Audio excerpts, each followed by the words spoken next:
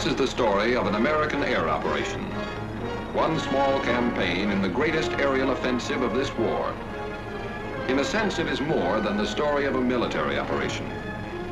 These planes, high in the skies over Germany, were a symbol of the unshakable unity of the Allies in their determination to fight together until victory and peace had been achieved.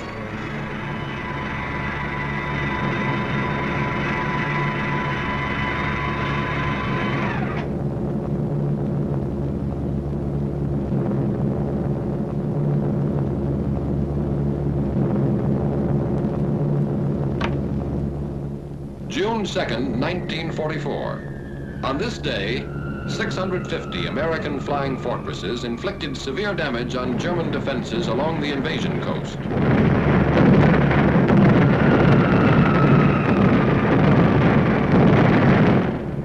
Farther north, 300 American liberators bombed military installations in German-occupied northwestern Europe.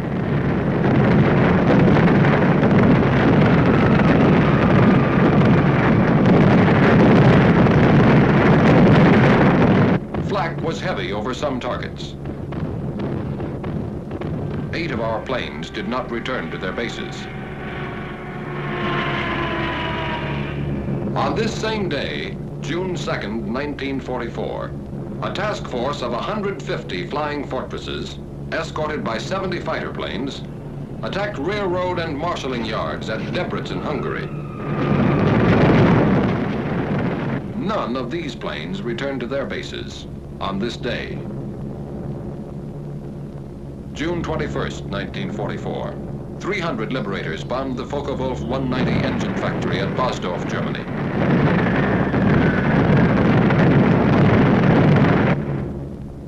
An hour later, 800 flying fortresses attacked targets at Berlin, Germany. Damage was inflicted on railway stations, freight yards, and factories. Bombs were also dropped on the ministries of war and propaganda, as well as Gestapo headquarters. Over all these targets, flak was intense and accurate. Interception strong and determined.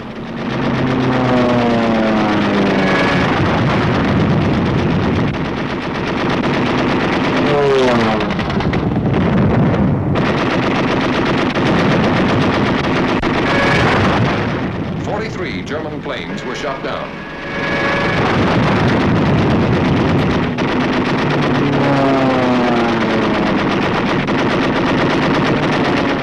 "38 of our own planes did not return to their bases. And on this same day, at about the same time, 155 flying fortresses, escorted by fighters, bombed synthetic oil plants and refineries at Ruhland, 70 miles east of Leipzig, Germany.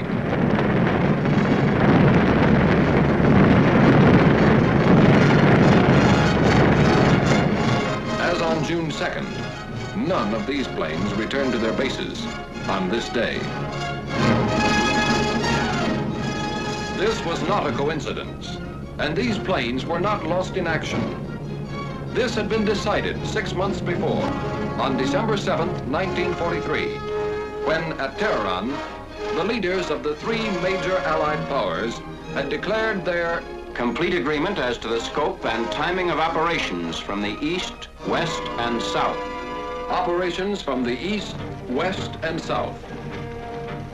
Operations on land, on sea, and in the air. The USSR agrees to furnish bases in Russia for the use of the U.S. strategical air forces in Europe, such bases to be used for shuttle bombing operations. Operation Titanic. Shuttle bombing. With American air bases in Russia, our bombers based in England and Italy could attack objectives in Central Europe, the Balkans, or Eastern Germany, land in Russia, refuel, reload, and bomb additional enemy targets on their return trips to their home bases. Operation Titanic, a triangular superhighway in the sky. With shuttle bombing, flying distances from England to some extreme points in eastern Germany and Poland, and from Italy to some points in German-occupied Hungary and the Balkans, would be reduced by a third. Reduced flying distance means reduced danger. For while planes on the shuttle route would have already landed, planes making the round-trip run still have to face flak, interception, or engine failure. With shuttle bombing, strategic targets of importance to the Red Army could be bombed by American planes operating from Russian bases. With shuttle bombing, Germany and the Luftwaffe could never be quite sure where the next Allied air blow was coming from, or going to. With shuttle bombing, the coalition land war, crushing the Wehrmacht on 3 fronts, would take wings to become coalition air war, and there would be no target in Germany or German-occupied Europe American planes could not seek, find, and destroy. These were the strategic purposes of Operation Titanic.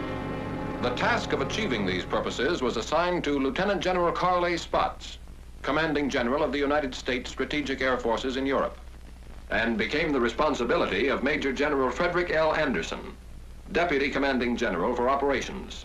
In 4 months, the new bases were to be selected, constructed, supplied, staffed, and ready for use.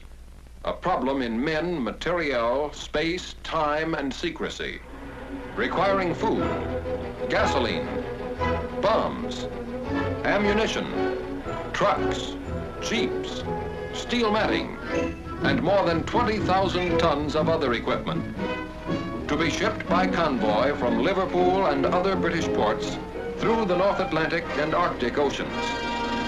2,000 miles of submarine-infested waters.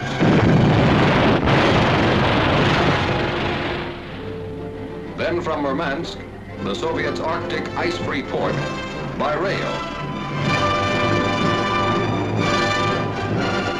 An additional 2,000 miles. Radio equipment to be flown by ATC from the United States to Russia. A distance of 5,000 miles. Oil and more gasoline by tank car from Iran and British surplus stocks in the Middle East, 3,000 miles. A task force of expert ground crews transported from the United Kingdom to Cairo through the South Atlantic and the Mediterranean. By rail from Egypt to Palestine.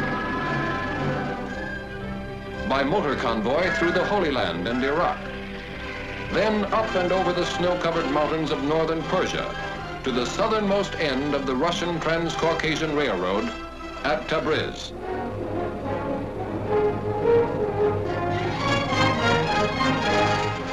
Finally, by special train over the Caucasian Mountains to their new headquarters somewhere in Russia. A secret journey of more than 7,000 miles. By the end of 4 months, the bases were ready. And Ambassador Averill W. Harriman and Major General John R. Dean, head of the United States military mission at Moscow, landed on the first American airbase on Russian soil.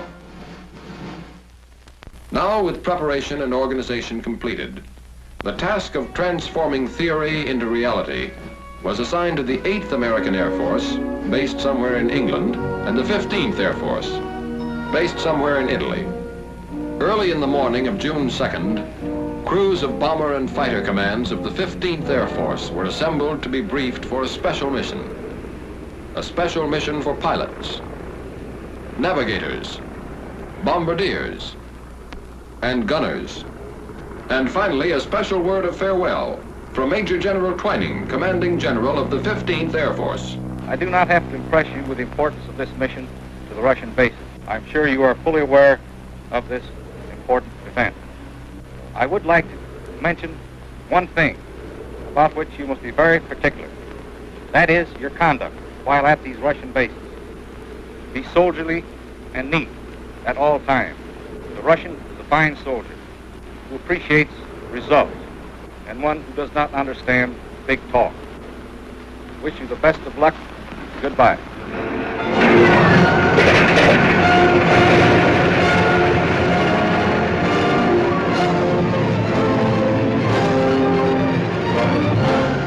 At 0600 hours, the bombers took off.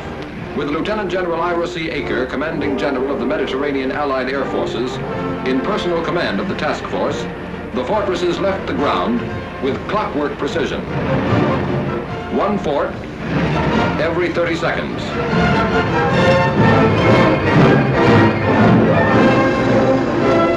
At 0630 hours, their fighter escort followed them into the air. 70 planes in 17.5 minutes. At 0730 hours, the bombers and the first relay of fighters made rendezvous over the Adriatic, and Titanic 1 was on its way. If the shuttle route to Russia was equally practical from England, was now to be proved by the 8th Air Force. 0100 hours, the morning of June 21st. Somewhere in England, Titanic 2. At 0530 hours, the heavily loaded bombers took off into the fog of an English dawn. 24 minutes later, the first group was in the air, heading northeast to the task force assembly point.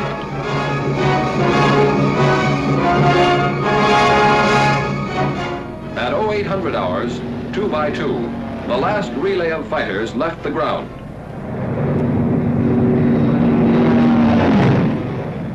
At 0930 hours, flying fortresses and Mustangs made rendezvous high over the German coast, and Titanic 2 was on its way. At 1200 hours, it dropped its bombs on the Ruland oil fields and continued to its new bases somewhere in Russia. That is why on June 2nd, and again on June 21st, American planes did not return to their bases somewhere in Italy or England. For on each of those days, their mission was still unfinished. In a sense, it had only begun.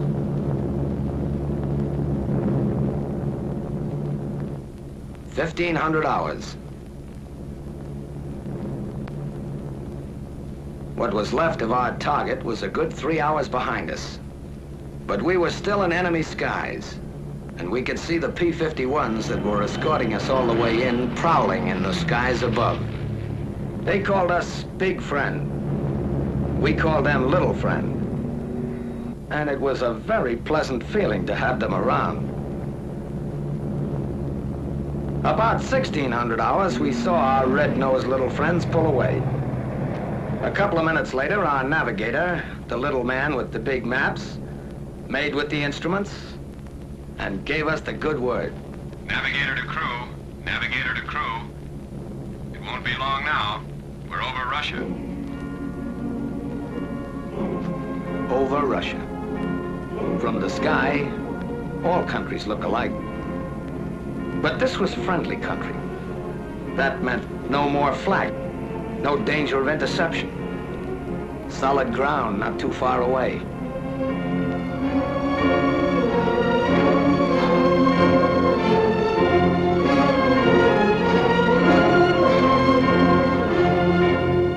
It meant a new country, a new people. Allies we'd heard about, read about, but never seen. How do you get along with people you can't even talk to? Would we like them? Would they like us?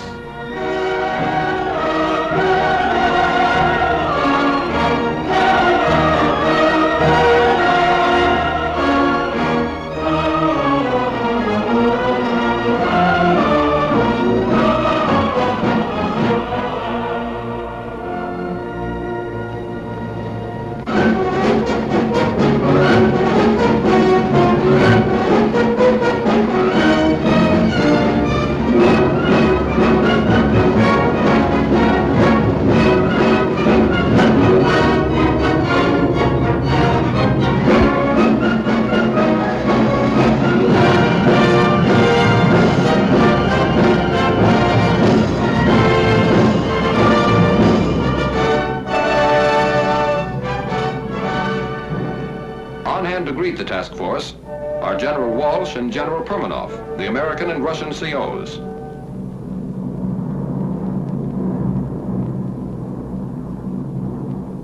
Coming in, Base X looked like any other American airfield. neat rows of GI tents.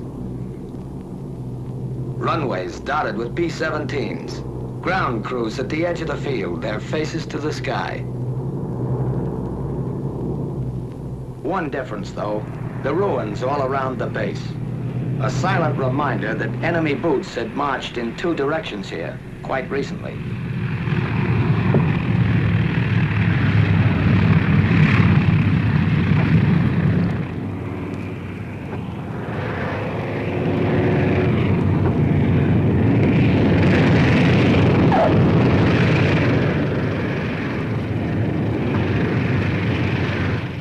Follow each other down, a third of a world away from home. Wheels made in Akron touch steel matting made in Pittsburgh on an American landing field in Russia.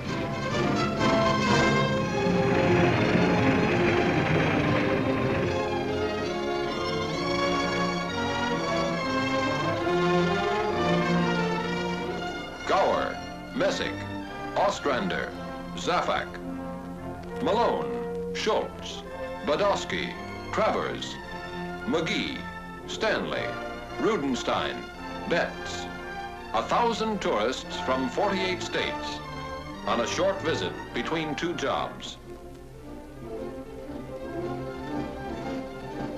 Tense moment in international relations. Ivan Ivanovich meets fearless Fosdick. A handshake says, "Hello, very glad to see you," in any language. And General Permanov makes it official. I welcome you as fighting allies. Together we'll fight to victory. I wish you the best of luck in combat and a safe return home. After that, there was another important ceremony. Short snorter bills. If we didn't get those signed, the flight would have been illegal. Whenever flyers meet, they talk shop, even when they can't understand each other. That's when sign language came in handy. And it seemed to work at that. Some Russian WACs, officers, and enlisted women were on the welcoming committee, too. It would have been nice to sort of pursue the subject further, but there was work to be done. Interrogation, the reports and odds and ends of information that lay the groundwork for future operations. Interrogation is held in the open by courtesy of retreating German troops. Did you meet any fighter opposition? Yes. All right. How many fighters did you see? I said about 15. About 15? Yeah. With interrogation over, the men head for the tents, which will be their home as long as they remain in Russia. The first half of the mission is ended. The second half has already begun. Without the loss of an hour, the mixed ground crews of American and Russian mechanics take over the big bombers. Inspecting damages.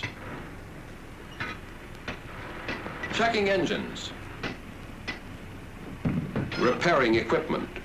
Getting the fortresses ready for another trip.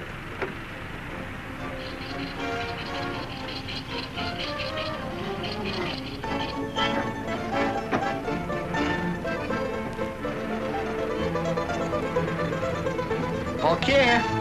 Spasiba. Kuchnia. Kuchnia stands for kitchen. Kitchen stands for chow. And even in Russia, you stand in line for it. On KP duty, Katya, Manya, and Olga. Not Buck or Eddie or Pete, but soldiers too. And darn good cooks to boot, who cooked and served our supper. Hutch. Pajolista. K-ration, with a Russian accent. And spam a la Stroganoff. The coffee was hot. That's about all you could say for it. The name was Mashinka. Back at the field, the ground crews stayed with the bombers as long as there was light, making sure that nothing happened that shouldn't when the B-17s went up again. 2100 hours, 9 in the evening, somewhere in Russia. It's noon in Leominster, Massachusetts, lunchtime. It's 10 in the morning in Paragould, Arkansas. The sun is climbing high. In Los Angeles, California, the day's just beginning. The same day, just ending, somewhere in Russia. Small world.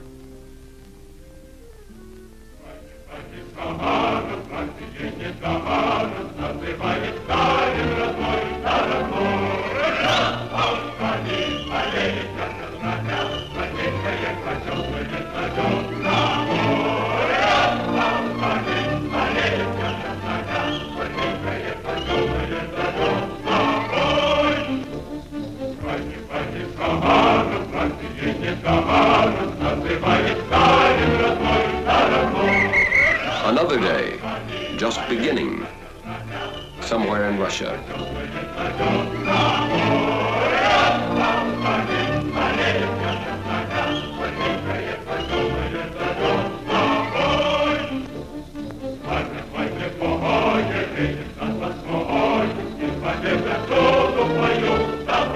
Another working day. Another day of war. At headquarters, American officers headed by Colonel, now General Albert A. Kessler, and their Russian colleagues plan the next mission. Objective, the destruction of one of several strategic targets in the path of the Red Army. The target is selected. Weather permitting, mission tomorrow. A task force of this size needs gasoline, more than 350,000 gallons of it. Ammunition, more than 1 million rounds. Bombs, more than 500 tons. And more than 50,000 American and Russian man-hours of servicing and preparation. While the ground crews got the forts and fighters ready, our time was our own. Some of the fellows took advantage of a sunny morning and put on an exhibition of the national pastime. Some thought they'd teach the Russians another American pastime.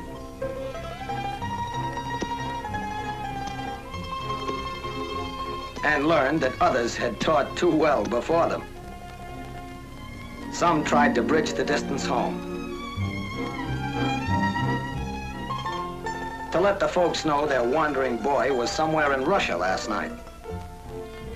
Some of us, over lunch of borscht and kasha, talked over tricks of the trade with the Russian fighter pilots, whose small, fast yaks are part of the field's defenses, constantly on the alert. Some tried to preserve the more exotic aspects of Base X, like the American nurses that are stationed there, perfectly at home abroad. Some discussed with the Russians current events, literature, Yes. sports, Like that? Yeah. and art. Это хорошо. Это дело другое. Some moseyed over to a nearby pasture and found out that milking a cow in Russia is no different than it is in Iowa. And some of us, explorers at heart, decided to see Russia.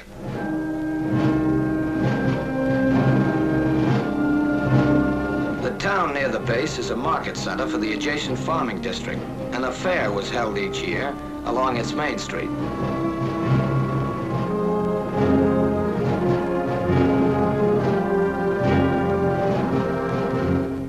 The factory section. Principal industry, the manufacture of leather goods. The Ukrainian Museum, well known for its collection of historical treasures and valuable objects of art. The grave of the famous Ukrainian writer, Korolenko, and his home. The population of the town, 130,000 at the last census, has varied in recent years, and there has been a certain decline in the number of children of school age. Those who have remained, or who have returned from the interior, have recently developed a fondness for an American import known as chvachka. Translation, gum. On the way back to the base, a few miles from the town, there's a monument to a Russian victory over an invading army 200 years ago. Das ist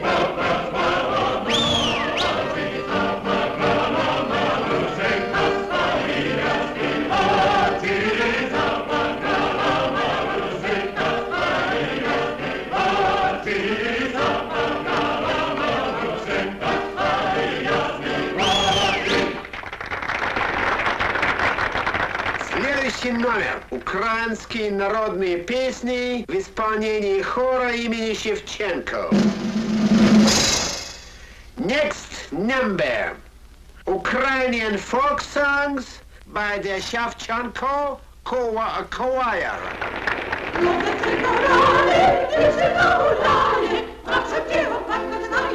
The language and the music are strange, but it isn't necessary to understand the language to understand some of the people here.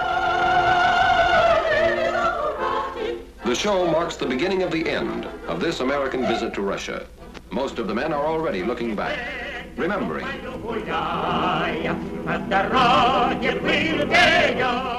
Lieutenant John Morris, navigator of Nanticoke, Pennsylvania, who has the Distinguished Flying Cross and the Air Medal with 4 clusters, was particularly impressed by the medals worn by the Russian soldiers.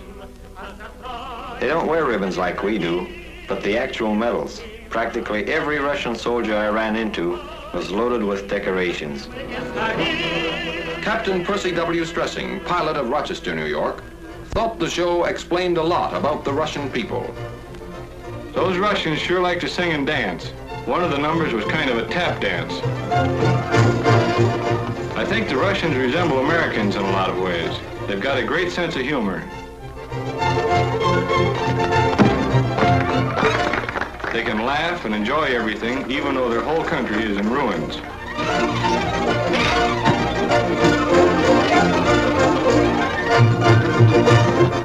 Major Samuel Davis, command pilot of Boston, Massachusetts.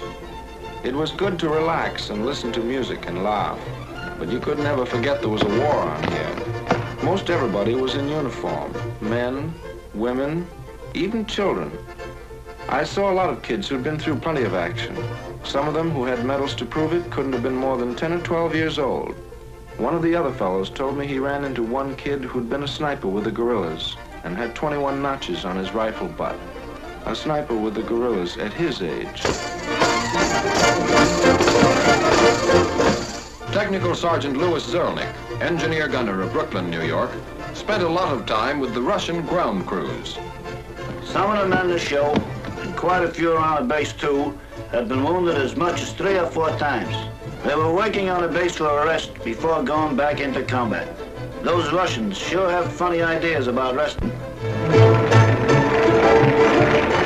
Staff Sergeant John E. Gagan, tail gunner of Paterson, New Jersey. The show was pretty good.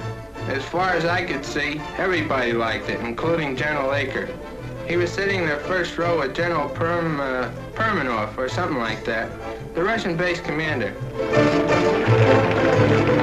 Lieutenant John Mackenzie, bombardier of Paragould, Arkansas. Something I'll remember for a long time were the Russian kids. You got the feeling some of them never had a childhood. They had such old faces. They were pretty shy, most of them, but they seemed to like us.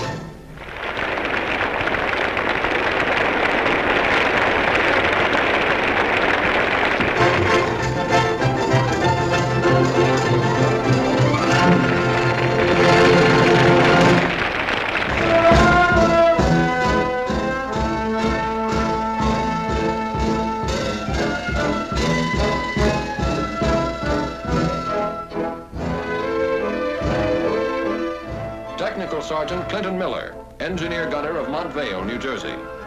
The Russians like their dance music slow and sentimental, mostly waltzes. The girls do all kinds of jobs around the base, and they work very hard. Their clothes are plain and neat. They don't use makeup as a rule, but some of them wear lipstick. I remember one girl who was in charge of an ACAC crew. She had 12 enemy planes to her credit. Staff Sergeant Donald Craw, tail gunner of Stratford, Connecticut. The music at the dance was on the corny side, but the girls are nice. I met a girl from Leningrad whose father was a general. She taught me some Russian words, and I taught her some American slang. It didn't take long before I was saying, "Horror-shaw," and she was saying, "Okay, bud."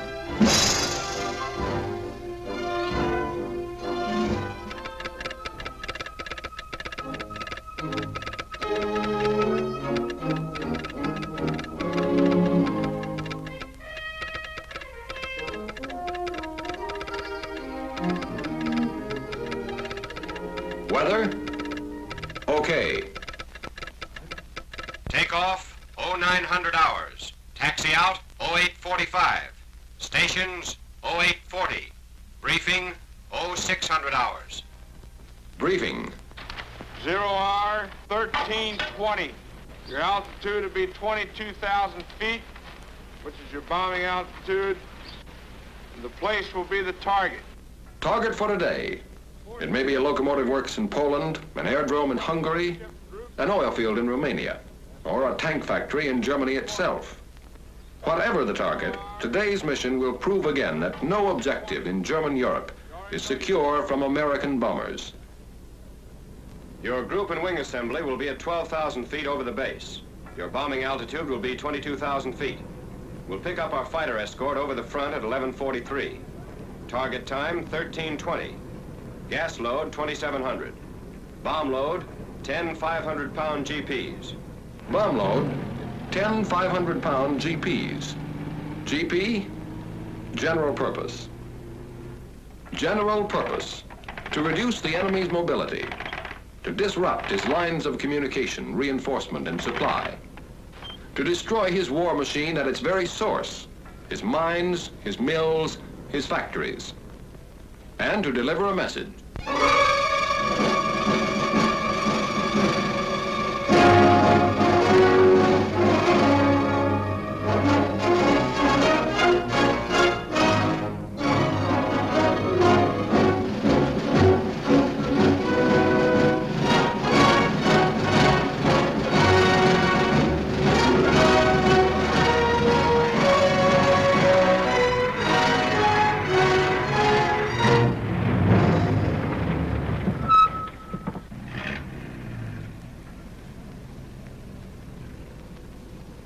До свидания и счастливый путь. That means good luck. We'll be seeing you.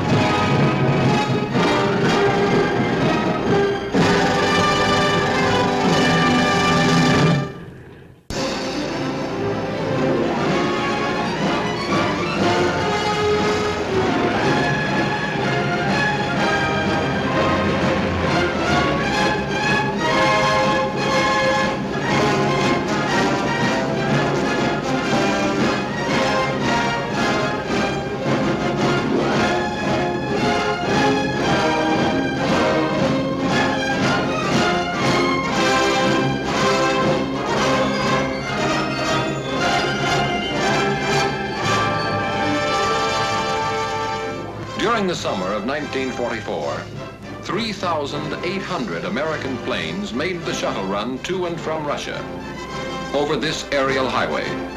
In less than 4 months, 24 targets in Germany and German-held territories, some never before within effective range of our bombers, felt the lash of American air power, striking against railway centers and marshalling yards at Debrecen and Szolnok, Hungary, Bucharest, and Ered, Romania, and Béziers, France, against airdromes at Galatz, Hoxani, Buzău, and Zelestia, Romania, Mielec, Poland, Kecskemés, Hungary, and Toulouse, France, against oil fields and refineries at Rulan, Germany, Drohobych, and Tercovina, Poland, Budapest, Hungary, and Ploiesti, Romania, against armament plants and aircraft factories at Gdynia, Poland, Miskolc,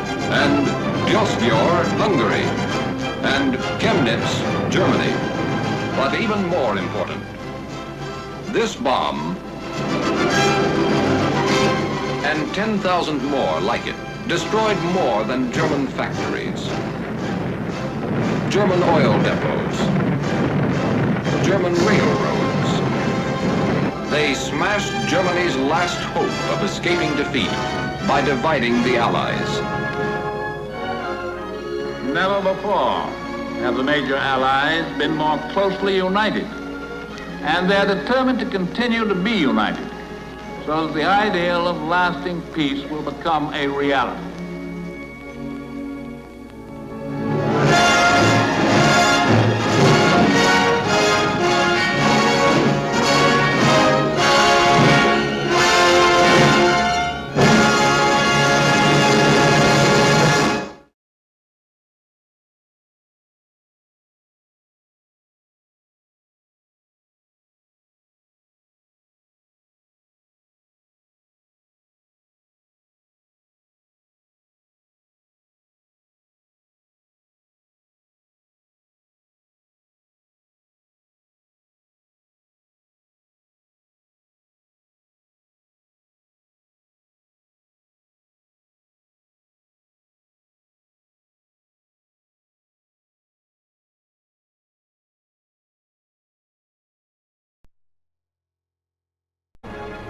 In a sense, it is more than the story of a military operation.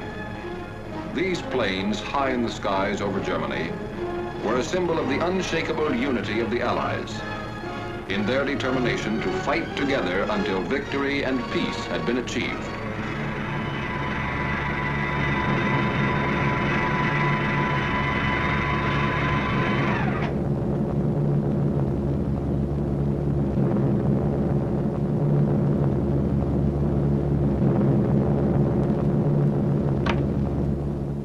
June 2nd, 1944. On this day, 650 American flying fortresses inflicted severe damage on German defenses along the invasion coast.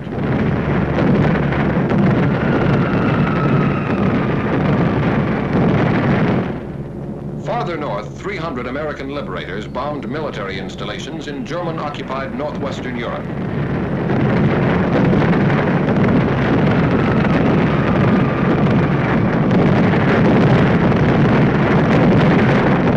Flak was heavy over some targets. 8 of our planes did not return to their bases. On this same day, June 2nd, 1944, a task force of 150 flying fortresses, escorted by 70 fighter planes, over all these targets, flak was intense and accurate. Interception strong and determined.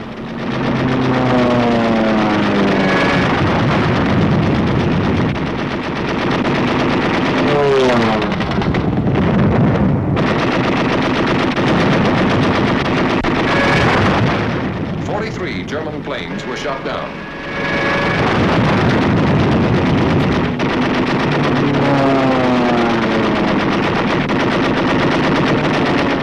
"38 of our own planes did not return to their bases.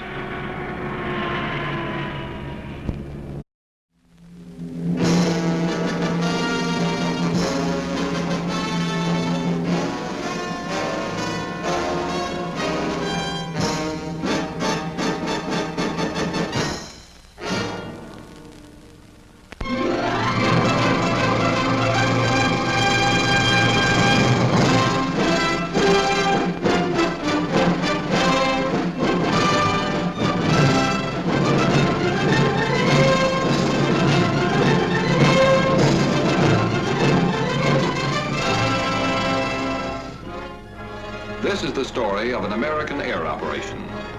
One small campaign in the greatest aerial offensive of this war attacked railroad and marshalling yards at Debrecen, Hungary.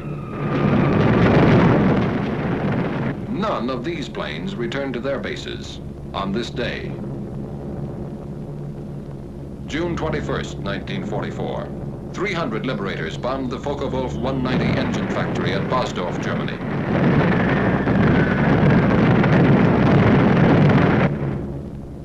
An hour later, 800 flying fortresses attacked targets at Berlin, Germany. Damage was inflicted on railway stations, freight yards, and factories. Bombs were also dropped on the ministries of war and propaganda, as well as Gestapo headquarters.